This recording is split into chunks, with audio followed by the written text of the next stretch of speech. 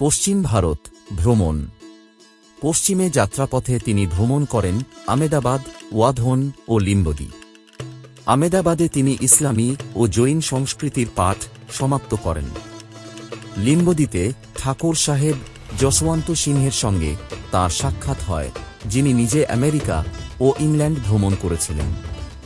ঠাকুর সাহেবের থেকেই বিবেকানন্দ পাশ্চাত্যে বেদান্ত প্রচারে যাওয়ার ধারণাটি প্রাপ্ত হন। এরপর তিনি যান জুনাগড়, গিরনার, কচ্ছ, পোরবন্দর, দ্বারকা, পালিতানা ও বরোদা। পোরবন্দরে সন্ন্যাস জীবনের নিয়ম ভেঙে তিনি 9 মাস অবস্থান করেন পণ্ডিতদের থেকে দর্শন ও সংস্কৃত গ্রন্থাবলী অধ্যয়নের জন্য। এই সময় সভা পণ্ডিতের সঙ্গে একযোগে বেদ অনুবাদের কাজও করেন।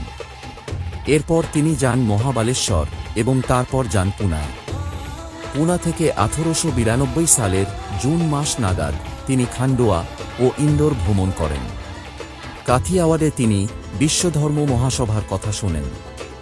তাঁর অনুগামীরা তাঁকে সেই সভায় যোগদানের অনুরোধ করতে থাকেন। খান্ডোয়া থেকে তিনি বোম্বাইয়ের উদ্দেশ্যে যাত্রা করেন। 1892 সালের জুলাই মাসে তিনি বোম্বাই পৌঁছান। পুনার পথে ট্রেনে বাল গঙ্গাধর তিলকের সঙ্গে তাঁর সাক্ষাৎ হয়। পুনায় কিছুদিন তিলকের সঙ্গে অবস্থান করার পর 1892 সালের অক্টোবরে স্বামী বিবেকানন্দ বেলগাঁও যাত্রা করেন। বেলগাঁওতে তিনি অধ্যাপক জি.এস. ভাটি ও sub divisional forest officer Haripada মিত্রের আতিথ্য গ্রহণ করেন। বেলগাঁও থেকে তিনি যান গোয়ার পাঞ্জিম ও মারগাঁওয়ে। গোয়ার প্রাচীনতম ধর্মতত্ত্ব কনভেন্ট কলেজ রাচোল সেমিনারিতে 3 দিন অবস্থান করেন। এই কনভেন্ট কলেজে সংরক্ষিত ছিল লাতিনে রচিত দুষ্প্রাপ্য ধর্মীয় সাহিত্যের পাণ্ডুলিপি ও মুদ্রিত রচনাবলী। মনে করা হয় এখানে তিনি খ্রিস্টীয় ধর্মতত্ত্ব সম্পর্কে মূল্যবান জ্ঞান অর্জন করেছিলেন। মারগাঁও থেকে বিবেকানন্দ রেলপথে যাত্রা করেন ধারওয়াড়ের উদ্দেশ্যে। সেখান থেকে আসেন মহীশূর রাজ্যের ব্যাঙ্গালোরে। দক্ষিণ ভারত ভ্রমণ।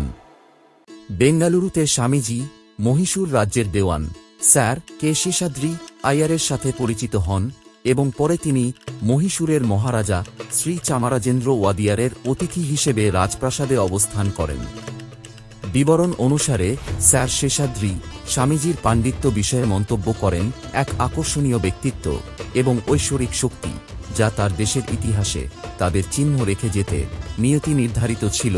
মহারাজা স্বামীজিকে কোচিনের দেওয়ানের কাছে পরিচয় করিয়ে দিতে একটি পত্র এবং একটি রেলওয়ে টিকিট দেন। বেঙ্গালুরু থেকে তিনি ভ্রমণ করেন ত্রিচুড, কোদুঙ্গালোর, এরনাকুলাম।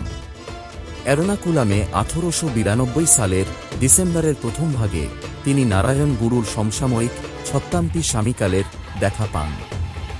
এরনাকুলাম থেকে তিনি ভ্রমণ করেন ত্রিভান্দ্রাম, নাগেরকৈল এবং 1892 সালের বড়দিনের প্রাক্কালে পায়ে হেঁটে কন্যাকুমারী পৌঁছেন। বিবরণ অনুসারে স্বামীজি ভারতীয় পাহাড়ের শেষ প্রান্তে 3 দিন ধরে ধ্যান করেন, যা পরে বিবেকানন্দ রক মেমোরিয়াল হিসেবে খ্যাতি লাভ করে। কন্যাকুমারীতে বিবেকানন্দ এক ভারতের স্বপ্ন দেখেন, যাকে সচরাচর বলা হয়ে থাকে 1892 এর কন্যাকুমারী সংকল্প। তিনি লিখেছিলেন, ক্যামরিন অন্তরীতে মা কুমারীর মন্দিরে বসে, ভারতীয় পাহাড়ের শেষ প্রান্তে বসে আমি এক পরিকল্পনা করি।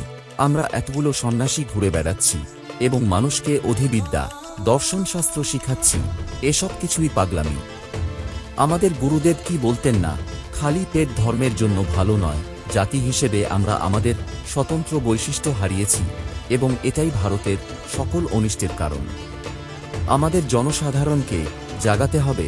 কন্যাকুমারী থেকে তিনি যান মাধুরাই, যেখানে রামনাদের রাজা ভাস্কর সেতুপতির সাথে দেখা করে তিনি পরিচয়পত্র দেখান। রাজা স্বামীজির শিষ্য হন এবং তাকে শিকাগোতে ধর্ম সম্মেলনে যাবার জন্য পিডাপিডি করেন। মাধুরাই থেকে তিনি যান পণ্ডিচেরির রামেশ্বরম।